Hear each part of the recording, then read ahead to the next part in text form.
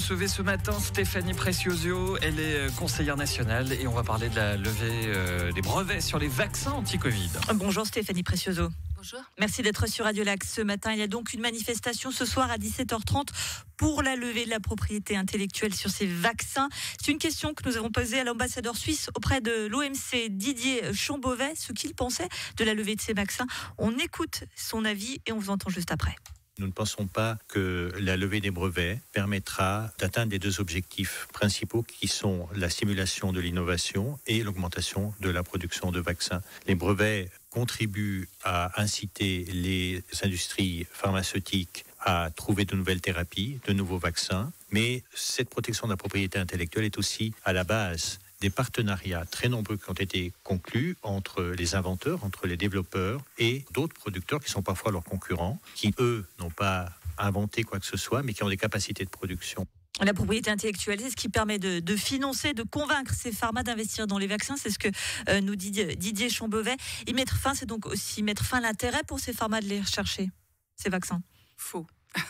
Faux. La plupart l'essentiel des sommes qui ont été dépensées pour le développement des vaccins dont on parle aujourd'hui, c'est-à-dire les vaccins anti-Covid, l'ont été par des fonds publics.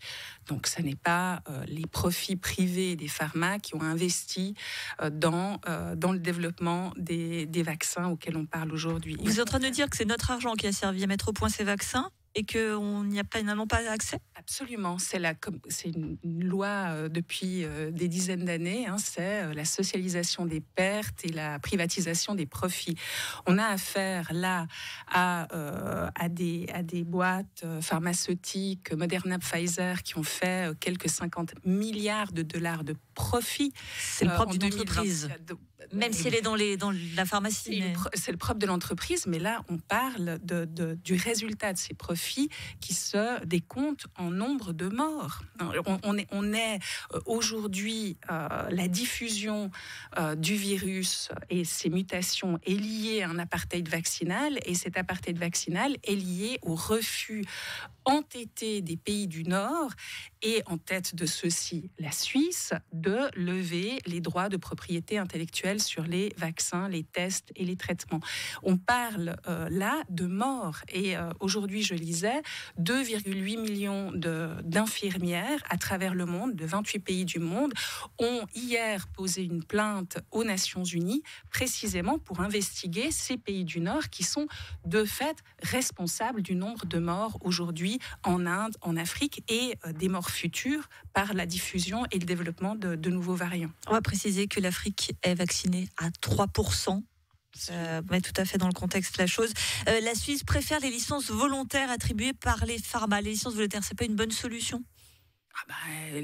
On pourrait effectivement discuter sur les licences volontaires, mais à mon avis, la question fondamentale qui se pose là, c'est une question de comment est-ce qu'on conçoit, et peut-être la pandémie aurait été l'occasion de le faire, c'est comment est-ce qu'on conçoit la santé. La santé, c'est un bien public, ça doit être un bien universel, où tout le monde devrait pouvoir accéder à toutes les formes de traitement, de tests et de prévention. Il y a le programme international COVAX qui est censé répondre à cette question. Ça ne marche pas.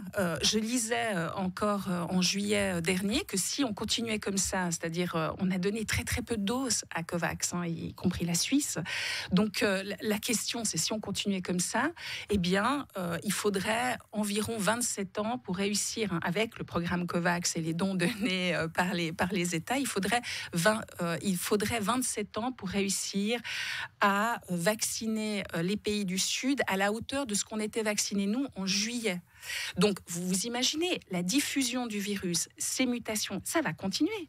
Il n'y a aucune raison que ça s'arrête. Donc, on l'a dit depuis des mois, on a dit la diffusion du virus va provoquer de nouveaux variants. Il va provoquer des nouveaux variants. Et aujourd'hui, la politique, vous le rappeliez dans votre radio-journal, c'est de fermer les frontières. C'est une politique de nationalisme vaccinal qui n'a aucun... qui a très peu d'impact de fait sur la diffusion du virus et ses mutations. Et les mutations vont devenir de plus en plus dangereuses. On voit déjà l'inquiétude face à Omicron. Mais justement, en juin dernier, les membres de l'OMC avaient pourtant accepté de négocier un texte pour la levée de ces brevets. 5 mois plus tard, ce n'est toujours pas le cas. Qu'est-ce qui s'est passé ? Ça, c'est à mon avis une pression forte sur un certain nombre de gouvernements, le refus d'un certain nombre de gouvernements d'entrer en matière, ça c'est clair. La Suisse refuse d'entrer en matière. Les pharmas sont trop puissantes en Suisse ? Les pharmas sont très puissantes en Suisse. Très ou trop ? Trop, sans doute trop, mais les pharmas sont très et trop puissantes en Suisse. Moi, je pense qu'il faudrait, je répète, je pense qu'il faut cesser d'imaginer que le développement, la recherche, etc., doivent garantir des profits aux boîtes pharmaceutiques, parce que c'est là où le bruit, le verre est dans le fruit. Imaginez-vous que, pour reprendre les propos sur le développement et la recherche, imaginez-vous que les pharmas dépensent plus d'argent aujourd'hui, donc avec les profits qu'ils font sur de l'argent public qui a été versé, ils dépensent plus d'argent en publicité pour vendre des choses tout à fait inutiles, parce que pour les médicaments utiles, il n'y a pas besoin de publicité. Donc ils dépensent plus en publicité qu'en développement et recherche. Ça ne va pas.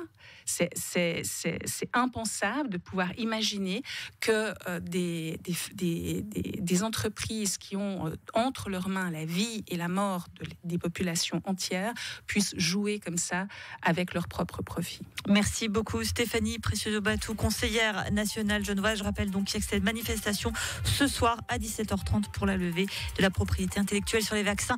Merci d'avoir été sur Radio Lac ce matin et excellente fête de fin d'année à vous. Merci à vous aussi. Une interview